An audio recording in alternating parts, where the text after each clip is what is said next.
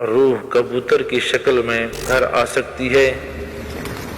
روح کبوتر کی شکل میں؟ توبہ استغفر اللہ، توبہ استغفر اللہ، توبہ استغفر اللہ۔ یہ تو ایک مخصوص مذہب ہے لوگوں کا جو کفار ہیں ان کا ہے کہ وہ روح جو ہے نا کسی اور قالب میں کسی اور جسم میں ان کی منتقل ہوتی ہے اور اس کو مطلب آوا گون کہا جاتا ہے۔ یہ ہمارے ہاں یہ آوا گون کا عقیدہ جو ہے نا یہ خالص کفر ہے، اسلام سے اس کا کوئی تعلق ہی نہیں ہے۔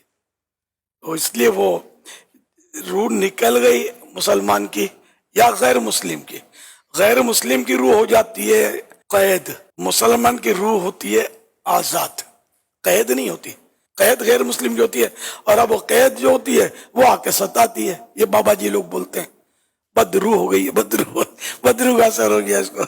واقعی ایک آدمی مجھے ٹکرا تھا زمانے پہلے، اب تو وہ زندہ تو ظاہر نہیں ہوگا، وہ باقاعدہ روحوں کو بلاتا تھا اور بڑے بڑے غیر مسلموں کو جو نامور صدیوں ہزاروں سال پہلے مرے ہوئے غیر مسلموں کے دعوے کرتا تھا کہ اس کی روح میرے پاس آئی تھی۔ میں خیر مانتا نہیں تھا اس کو، میں نے کہا میں یار یہ اسلام اس کی حوصلہ شک نہیں کرتا ہے، اسلام میں ہے ہی نہیں ایسا۔ کافر کی روح تو قید ہوتی ہے، پاٹھے پڑھ رہے ہوتے ہو کہاں آئے گی یار تیرے پاس، ارے وہ تو عذاب میں ہوتی ہے۔ اب تو بولے ابو جہل کی روح تیرے پاس آئی، ابو لہب کی روح آئی، تو کہاں سے آئے گی یار؟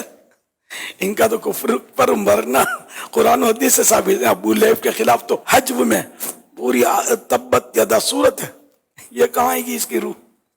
سب پڑھ رہی ہوگی اس کو یاد کر رہا ہوگا عذاب میں۔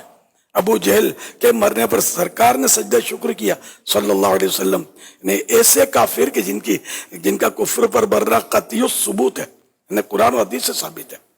بہرحال یہ کہ روح جو ہے نا کافر کی قید ہوتی ہے، مسلمان کی آزاد ہوتی ہے، لیکن کسی اور جسم میں وہ منتقل نہیں ہوتی، نہ کبوتر میں ہوتی ہے نہ چڑیا میں ہوتی ہے جو ہمارے پاس آئے۔